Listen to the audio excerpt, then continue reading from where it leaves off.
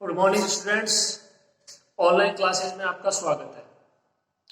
तो अब तक अपने 4 लेक्चर हो चुके हैं, 4 क्लासें हो चुकी हैं।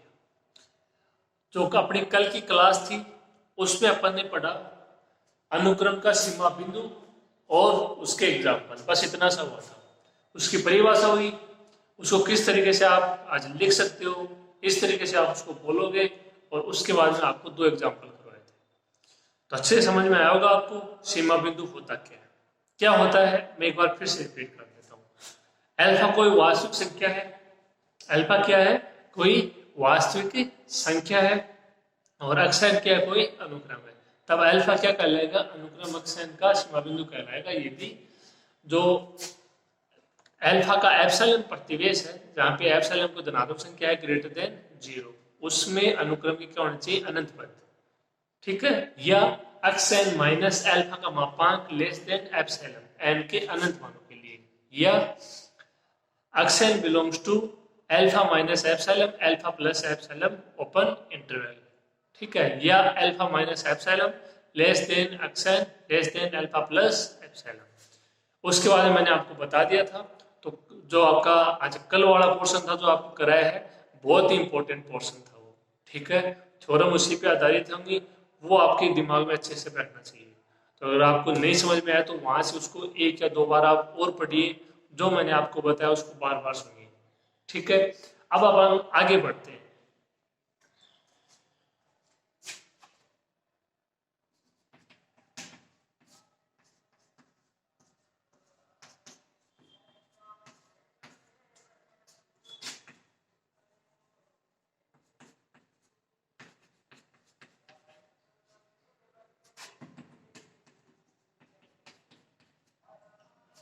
एक अनुक्रम दिया गया एक्सएन, और उसमें जो पद दिया गया है वो दिया है 1/3।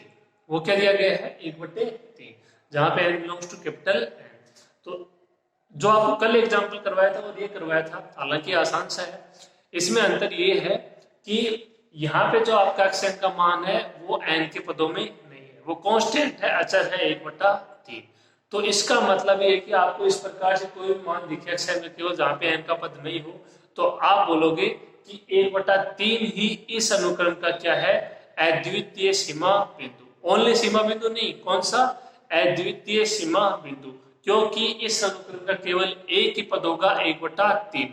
इसके अलावा इस अनुक्रम में और कोई पद नहीं होगा, क्योंकि n के रूप में यहाँ पे मान है नहीं। आप चाहे n बराबर 1 रखो, 2 रखो, 3 रखो, कुछ भी रखो, इधर तो क्या रहना है? 1/3 ही रहना है। अद्वितीय मतलब उसके जैसा और कोई नहीं। तो यही एक सीमा बिंदु होगा क्या? 1/3। तो यदि आपको कोई भी अनुक्रम दिया जाए और उसका मान है वो, ठीक है, n के रूप में ना देके किसी अचर के रूप में दे दे, तब आप वहां से बोलोगे कि वही अनुक्रम का एकमात्र पद है और वही उसका सीमा बिंदु होगा। कैसा? अद्वितीय सीमा बिंदु।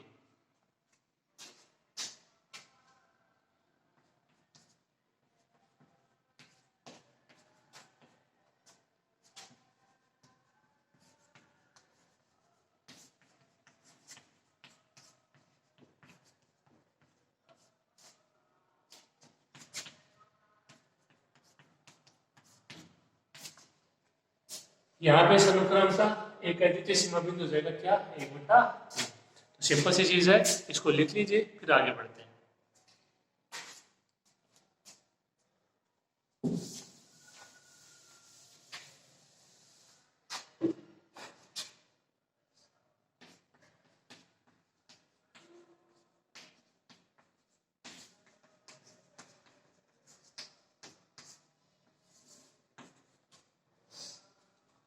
अब अगली परिभाषा है अनुक्रम की सीमा।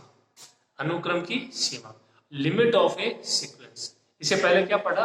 अनुक्रम का सीमा बिंदु। अब अनुक्रम की सीमा, थोड़ा सा अंतर है सीमा बिंदु और सीमा। क्या है आप ध्यान से देखिएगा। अपन पहले इसको लिखते हैं, फिर आप इसको आराम से समझिएगा।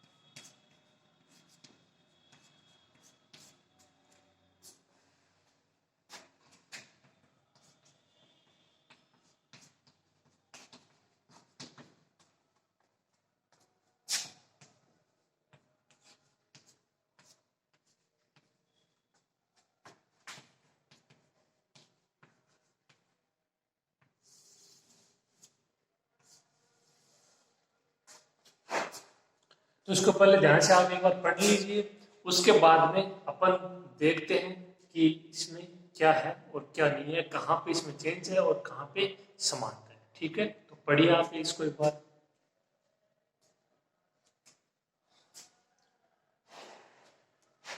देखो हाँ जी, यदि अक्षयन क्या है, कोई अनुक्रम है, अक्षयन क्या है, कोई अनुक्रम है, तथा एल क्या है, कोई वास्तविक संख्या। ठीक है, सीमा को क्या बोलते हैं, लिमिट, तो इसको मैंने पहला से ले लिया एल।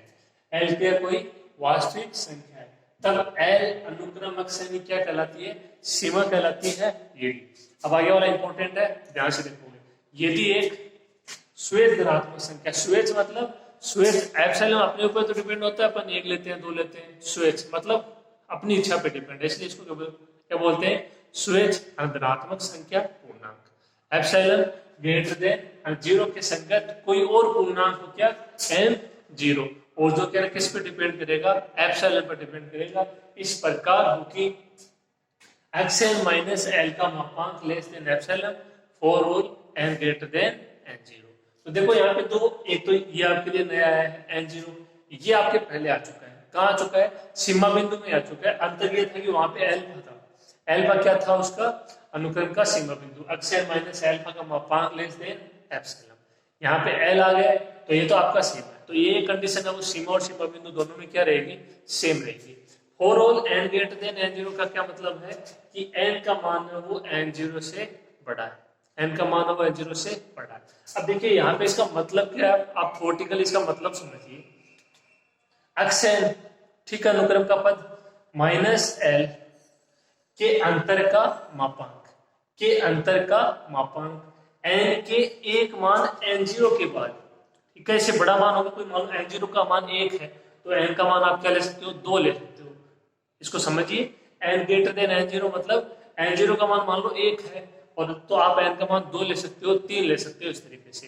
तो मैंने क्या बोला कि अनुक्रम अक्षर तथा एल के अंतर का मापांक एन के एक मान, कौन से मान, एन जीरो के बाद, एन जीरो के बाद इच्छा अनुसार न्यून बनाया जा सकता है, कम बनाया जा सकता है। इच्छा अनुसार मतलब एप्सिलॉन, यहाँ पे मान लो आप दो लेते हो तो इसको एक बनाया जा सकता है, तीन है तो इसको दो बनाया जा सकता है। इच्छा अनुसार न्यून बनाया जा सकता है, देखो लेस देन है तो न्यून बनाया जा सकता है।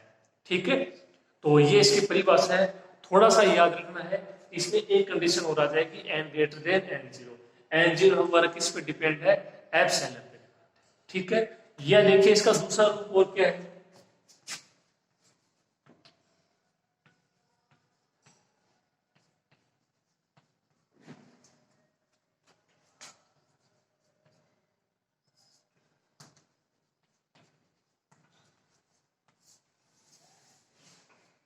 ये इसका सिंपल सा रूप है। देखो limit n tends to infinity x n बराबर एल, लिमिट एक्सएन बराबर एल।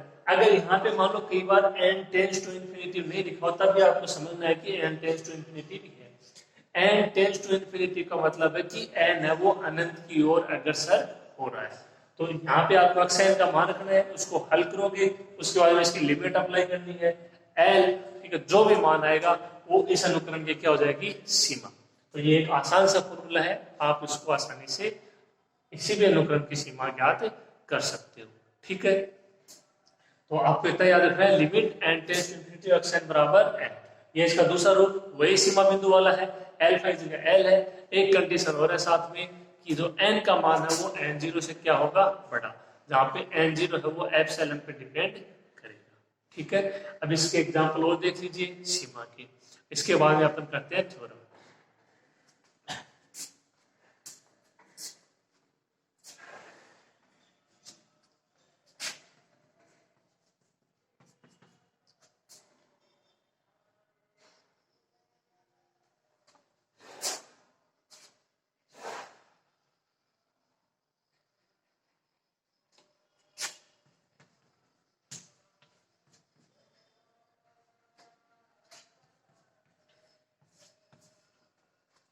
अच्छा, ये कोई अनुक्रम x n is equal to 1/n, आपको इस अनुक्रम की सीमा ज्ञात करनी है, तो आसानी से ज्ञात कर सकते हो। देखो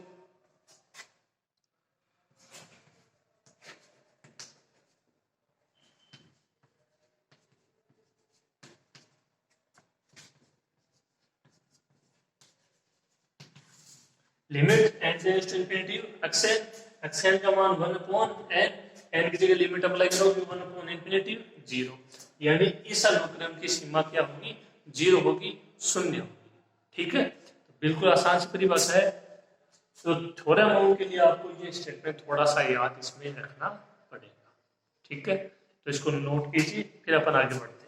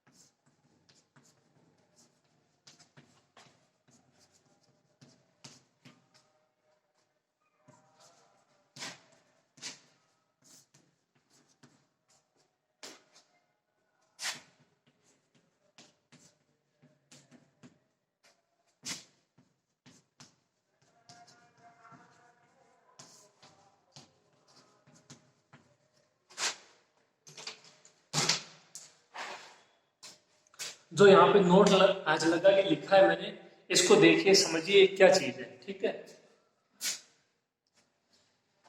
किसी भी अनुक्रम की सीमा उस अनुक्रम का सीमा बिंदु भी होती है।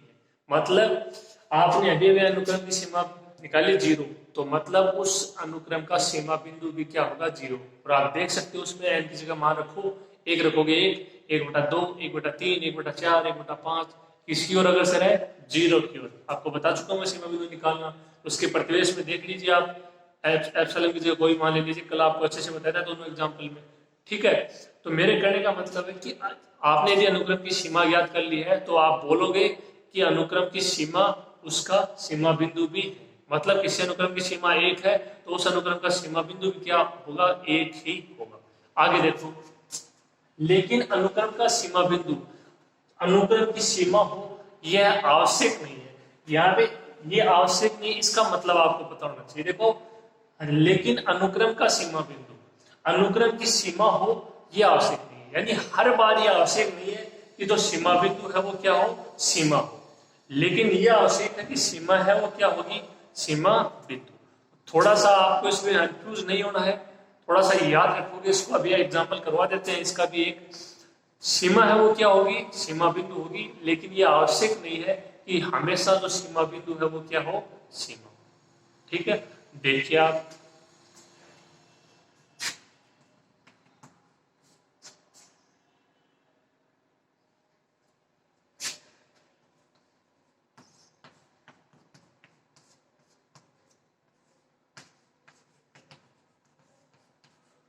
ये अनुक्रम लिया मैंने, -1 की पावर है, 4 all n belongs to capital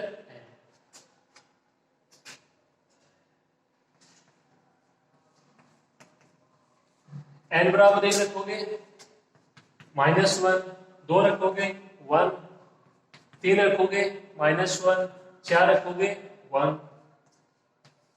इस अनुक्रम में कितने सीमा बिंदु हैं? 2 सीमा बिंदु हैं। कौन कौन से? -1 और 1, -1 और 1। आपको बता चुके हैं ये स्टार्टिंग वाली क्लास, अगर अब तक आपने ठीक से समझाओ। तो इसके कितने सीमा बिंदु हैं? 2 सीमा बिंदु हैं, 1 और -1।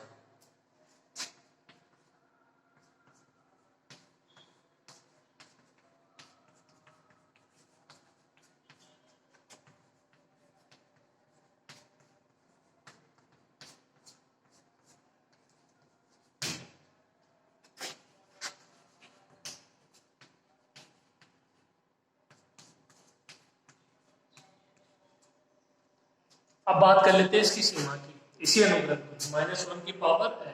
देखो limit n tends to infinity -1 की पावर n। तो इस पे आप यदि आज लिमिट अप्लाई करते हो तो ये देखो इस तरीके से अप्लाई नहीं करना कि आज -1 की पावर इंफिनिटी, ठीक है, इंफिनिटी वहीं पे अप्लाई करोगे जहां पे अपोन में मान आ रहा है, ऊपर है। इसका मतलब ये है कि n है वो अनंत की ओर अग्रसर हो रहा है, मतलब n का मान 1 2 3 4 5 10 20 50 100 इस तरीके से आपका अनंत की ओर धीरे धीरे बढ़ रहा है। इसका मतलब ये होता है, तो यहाँ पे आप n के चाहे कितने भी मान रखो, दो ही प्रकार के मान आएंगे, क्या, 1 या -1, 1 या -1। तो अपन यहाँ से बोल नहीं सकते कि इसकी सीमा 1 होगी या -1 होगी, और जबकि अपन ने बोल दिया कि इसके दो सीमा बिंदु है 1 और -1, तो इसका मतलब इसके सीमा बिंदु तो है 1 और -1, लेकिन इसकी कोई भी सीमा नहीं है, ठीक है। और अभी अभी मैंने आपको एग्जांपल कराया 1/n, उसकी सीमा भी 0 और उसका सीमा बिंदु भी 0, ठीक है।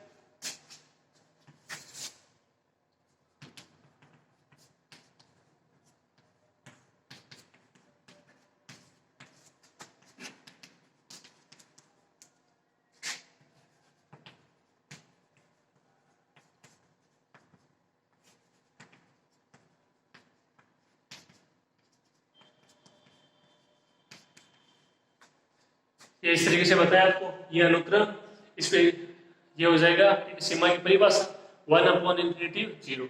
इसकी सीमा क्या हुई, 0, सीमा क्या हुई 0, और इसका सीमा बिंदु भी क्या होगा,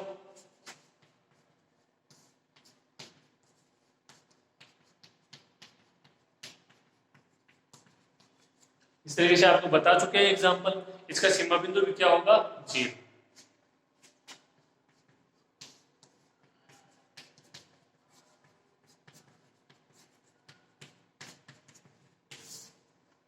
तो यहां से देखो ये एग्जाम्पल ऐसे क्या बोलोगे कि किसी भी अनुक्रम की सीमा है वो उसका सीमा बिंदु होती है, लेकिन ये आवश्यक नहीं है कि उसके सीमा बिंदु भी क्या हो, उसकी सीमा, ठीक है।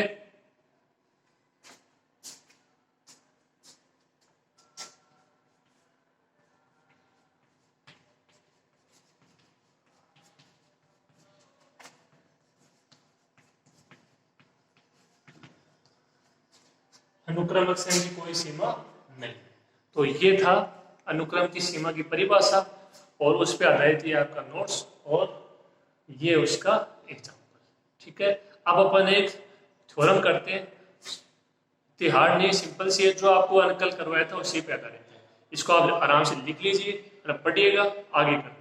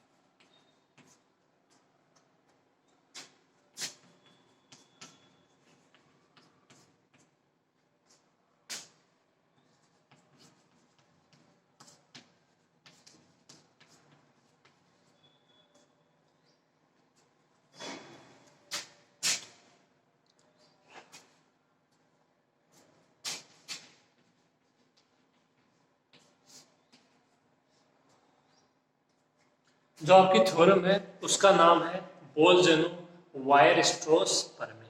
क्या नाम है? बोल्जनो-वायरस्ट्रॉस प्रमेय। इसका स्टेटमेंट क्या है कि प्रत्येक परिबद्ध अनुक्रम, तो परिबद्ध अनुक्रम के डेस less than equal to X N less than K, ठीक है, कोई दो मानों से घिरा हुआ होना चाहिए। प्रत्येक परिबद्ध अनुक्रम का कम से कम एक सीमा बिंदु होता है। अब आप ये बताइए, आपने जितने भी अनुक्रम हैं आपको यहाँ पे सीमा बिंदु ज्ञात किए हैं, तो क्या ऐसा हुआ है कि उसका कोई सीमा बिंदु नहीं है? सबके सीमा बिंदु है, चाहे एक आए हो चाहे दो है। इसीलिए कह रहा है कि कम से कम एक सीमा बिंदु तो होना ही चाहिए। अधिक है वो दो भी हो सकते हैं, तीन भी हो सकते हैं। तो ये थ्योरम देखो आज, वैसे तो अब आपको करनी चाहिए। क्यों करनी चाहिए? क्योंकि आपको मैं कल इसके एग्जाम्पल बता चुका हूँ। जो वहां पे बताया था अगर वो अच्छे से आपके माइंड में है, तो केवल यहाँ पे इसकी जो परिभाषा है अनुक्रम की सीमा बिंदु, उससे आपको केवल कुछ एक लाइन लिखनी है जो यहाँ पे मैं बोलूंगा और जो आपको समझाया गया था कल कि हाँ ऐसा होता है। ठीक है, तो स्टार्ट करते हैं। देखिए,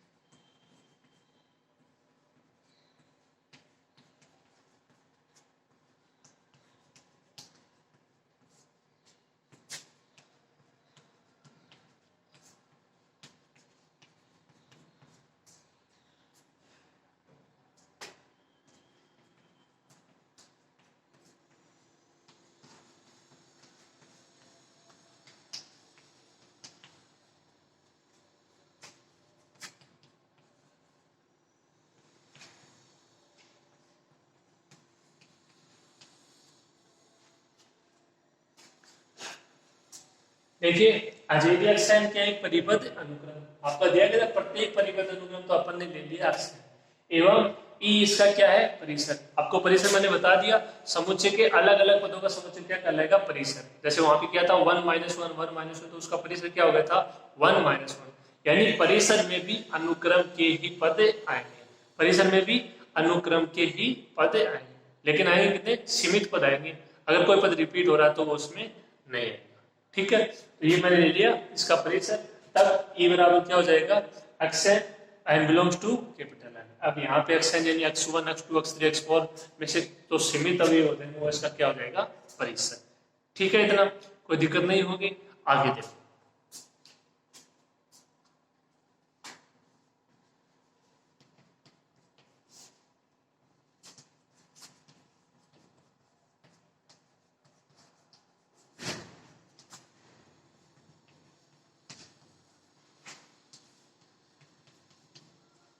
अब यहाँ पे इस तरह में आपको करना क्या है? इसमें दो कंडीशन लेनी है आपको। क्या? यदि ई क्या हो? एक परिमित समुच्चय, और यदि ई क्या हो? एक अपरिमित समुच्चय। ठीक है, तो परिमित समुच्चय का मतलब है कि उसमें कोई ना कोई फिक्स मानो। जैसे एग्जांपल याद करो, 1-1 तो कितने अवयव थे? दो। वो क्या हो जाएगा? ई का ई एक परिमित समुच्चय। आपको कल भी दो एग्जाम्पल करवाए थे। ठीक है, तो वहां से भी आप दे सकते हो। जो आपके सीमा बिंदु आया था, एक 1-1 आया था, एक 0 आया था, इस तरीके से। ठीक है, और अपन ने उनके प्रतिवेश में भी आपको मैंने यहाँ पे लिख के बताया था कि इस तरीके से आप अल्फा का मान ये लीजिए, इस तरीके से एप्सिलॉन का मान लेना है और आप इसको व्यक्त कर सकते हो। क्या था कि अल्फा के एप्सिलॉन प्रतिवेश में अनुक्रम के अनंत पद होने चाहिए। ठीक है,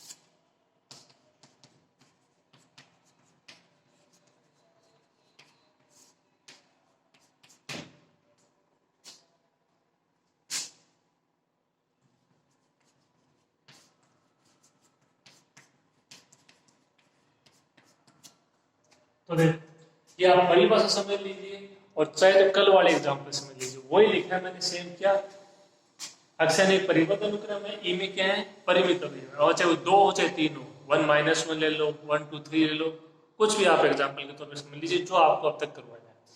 ठीक है, तब एक संख्या अल्फा इस प्रकार होगी कि ई के सभी अवयव, ई के सभी यानी उसका परिसर, वो मान लो 2 अवयव है तो 1 - 1, ई के सभी अवयव अल्फा के एप्सिलॉन प्रतिवेश में व्यक्त किए जा सकते,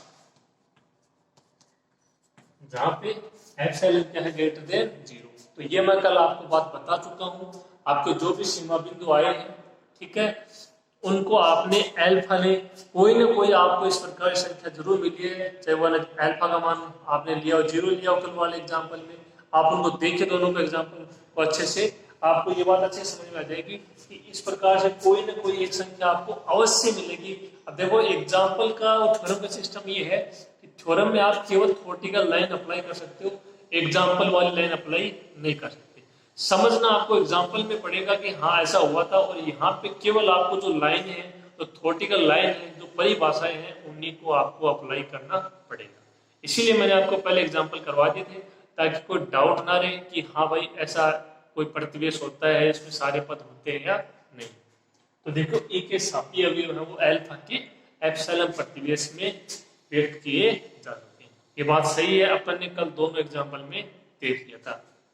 अब इसका मतलब क्या है, एक संख्या इस प्रकार होगी कि ई के सभी अवयव, ई के सभी अवयव अल्फा के एप्सिलॉन प्रतिवेश में व्यक्त किए जा सकते हैं। इसका मतलब क्या है,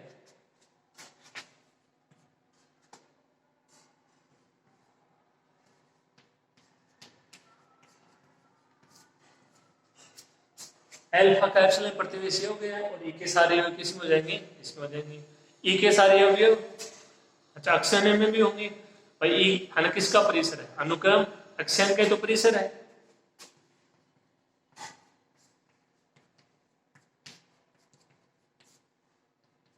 तो यहाँ पे अक्षांश belongs to alpha minus epsilon, alpha plus epsilon, एक ही तो बात है।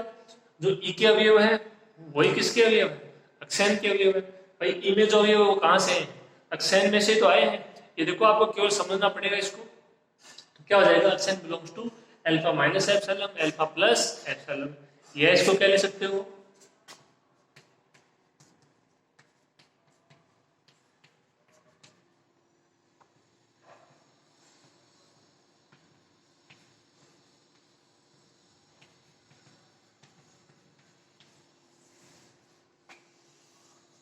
या इसको क्या लिख सकते हो, alpha minus epsilon less than x n less than alpha plus epsilon, या एक्स माइनस अल्फा का मापांक less than epsilon for all n belongs to capital N। ये तीनों कहां से लिखे हैं, सीमा बिंदु की परिभाषा से। यहां से क्या बोलोगे, अल्फा वो क्या हो जाएगा, एक्सएन का सीमा बिंदु, अल्फा क्या हो जाएगा, एक्सएन का सीमा बिंदु। तो आप इसमें देख सकते हो, ये एक परिमित समुच्चय दिया, आपने कल वाला दो एग्जांपल है उनमें से कोई भी एक एग्जांपल ले लीजिए, ठीक है। उसके बाद में ये बात सही है या नहीं, इंपॉर्टेंट ये देख लीजिए कि एक संख्या अल्फा इस प्रकार से होगी कि ई के सभी अवयव हैं वो अल्फा के एप्सिलॉन प्रतिवेश में व्यक्त किए जा सकते हैं, एप्सिलॉन ग्रेटर देन 0। तो कल आपको दोनों एग्जांपल मैंने बताए थे, और वहां पे अपन ने अल्फा का भी मान डिसाइड किया था, एप्सिलॉन का भी डिफाइन किया था, और देखा था कि अनुक्रम के आपके सभी पद अनंत पद है वो क्या है, अल्फा के एप्सिलॉन प्रतिवेश में व्यक्त किए जा सकते हैं। वही मैंने लिखा, ये फिर इनका थ्योरेटिकल रूप, ई के अवयव अक्षांश के अवयव एक ही बात है, और फिर ये आर से सीमा बिंदु की परिभाषा, इसको आप ऐसे भी लिख सकते हो, इसको आप ऐसे भी लिख सकते हो, और यहाँ से क्या बोलोगे, अल्फा क्या है, अनुक्रम अक्षांश का सीमा बिंदु। ये टोटल परिभाषा थी, समझना कहाँ से है, कल वाले एग्जाम्पल से। इतना लिखिए, फिर दूसरी कंडीशन।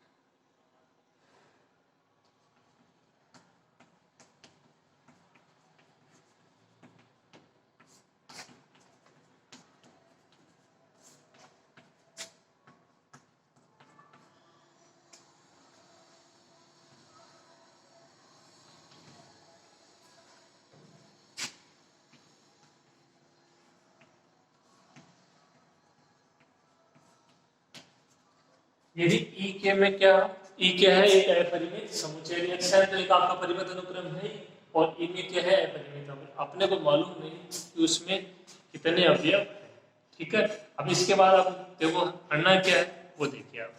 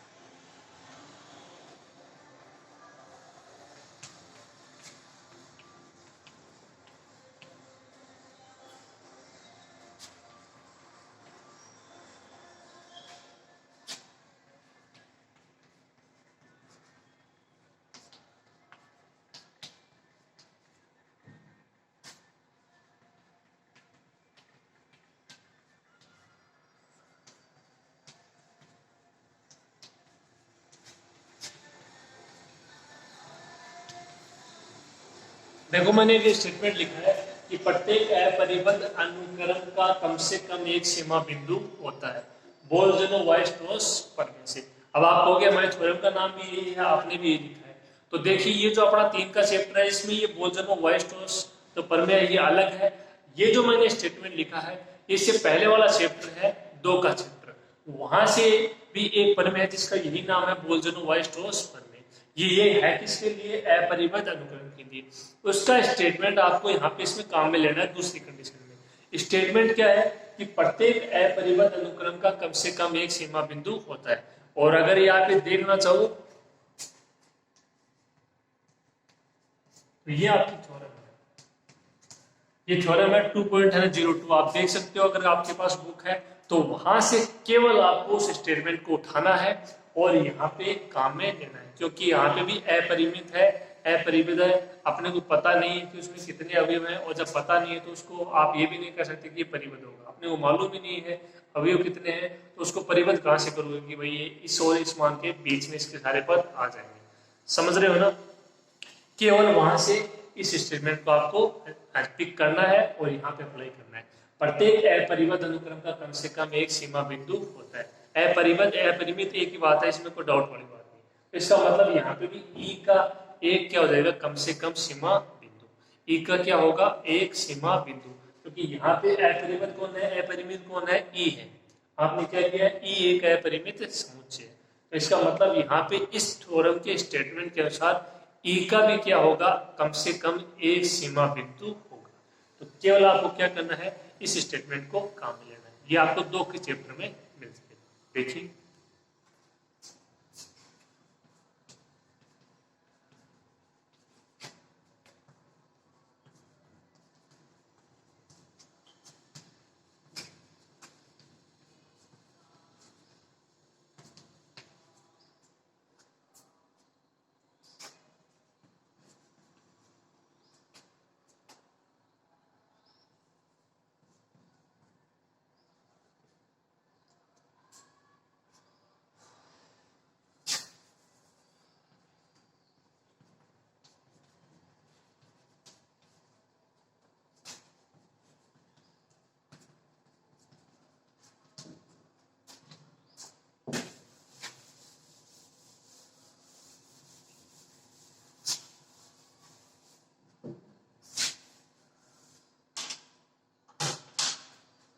ई का भी कम से कम एक सीमा बिंदु होगा, तो वो अपन ने ले लिया कोई अल्फा। ठीक है, सेम रह जाएगा, इसीलिए अल्फा ले लिया, आप बीटा भी ले सकते हो। यदि अल्फा क्या हो, ई का सीमा बिंदु, तो इसका मतलब ई के अनंत पद होंगे किसमें, अल्फा के एप्सिलॉन प्रतिवेश में। सीमा बिंदु की परिभाषा, इसको क्या लिखोगे, ई के अनंत पद होंगे किसमें, अल्फा के एप्सिलॉन प्रतिवेश में।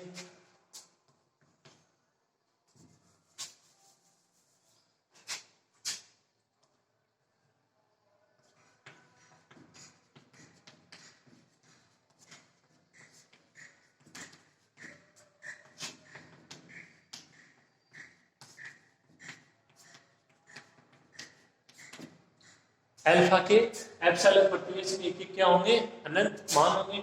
ये सीमा बिंदु की परिभाषा। ई क्या है, ई है वो समुच्चय अक्षांश का क्या है, परिसर है। इसका मतलब जो ई के अवयव और जो अक्षांश के अवयव वो क्या है, समान है।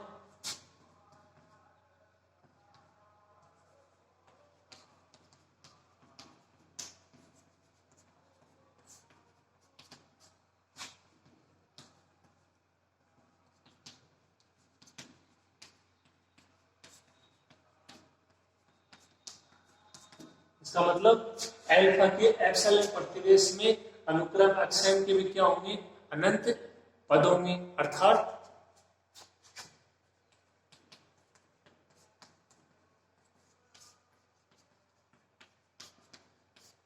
ये बात या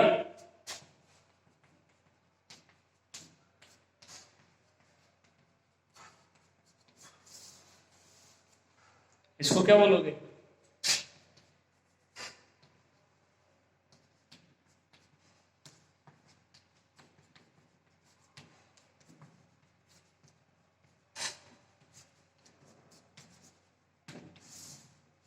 अल्फा क्या हो जाएगा, अनुक्रम अक्षांश का सीमा बिंदु।